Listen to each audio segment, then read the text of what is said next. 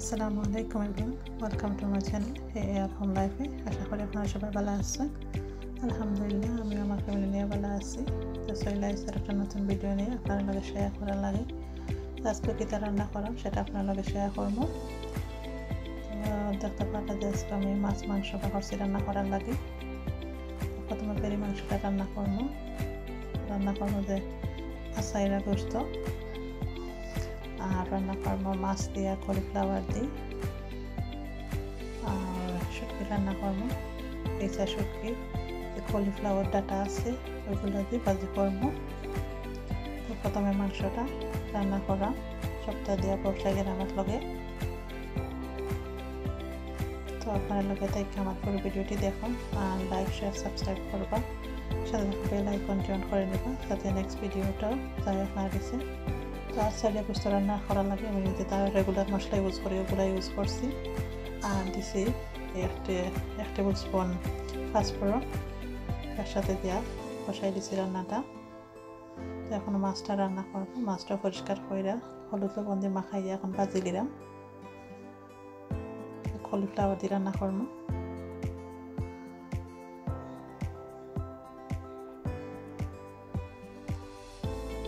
কলিফ্লাওয়ারের লাগে মশলা রেডি করবো এখন। ওদিকে আমার মাংসটা কষা হইতে হইতে এদিকে আমি মাছটা আমার রান্না হয়ে যাইব।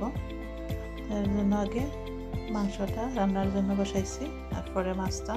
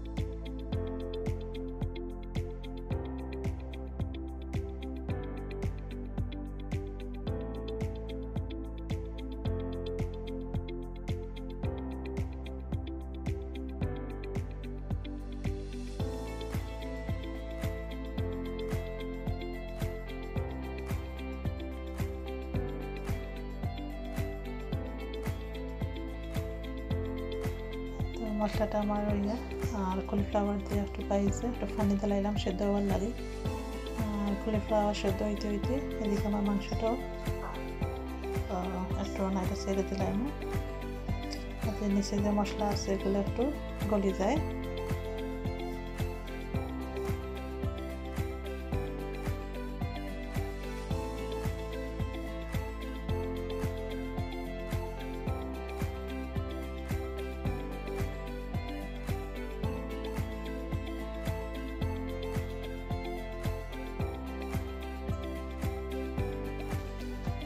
আমার মাংসটা নাড়া চাইড়া দিচ্ছি, আর মাংসটা প্রায় কষা হয়ে গেছে।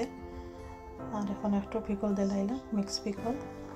তো সেটা গোস্তর লাগে মিক্স পিকল দিলাম, আর একটু পানি দিলাম যাতে মাংসটা ভালো করে সিদ্ধ হয়।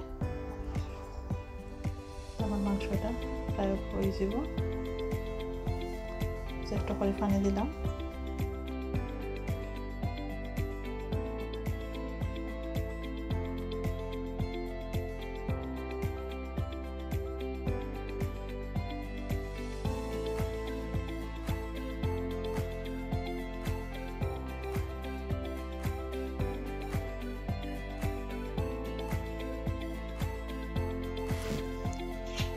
মাংসটা আমার হয়ে গেছে, এখন একটু ধনে পাতা দিয়ে নামাই দেবো।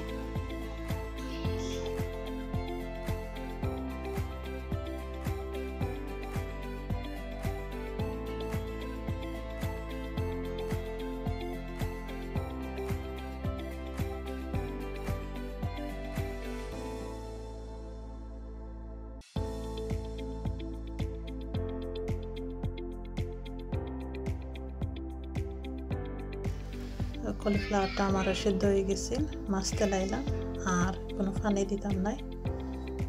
তো আরও একটু সময় জাল দিয়ে আমার তরকারিটা হয়ে যাইব। আর এখন রান্না করবো এই শুটকি ভাজি কলিফ্লাওয়ার ডাটা দিয়ে। আমার মাছ আর মাংস হয়ে গেছে, এখন শুটকি রান্না করবো। শুটকিটাকে আমি পালা করি গরম পানি দিয়ে পরিষ্কার করে লাইছি। আমি এই শুটকির মাঝে অনেক পানি থাকে, পালা করি দইতে। আর এই যে কলিফ্লাওয়ার ডাটা এগুলো পরিষ্কার করে লাইছি। এখন শুধু রান্না করতাম। তো একটু পেঁয়াজ রসুন আর শুকনো মরিচ দিছি, আর একটু মিক্স কারি পাউডার দিব।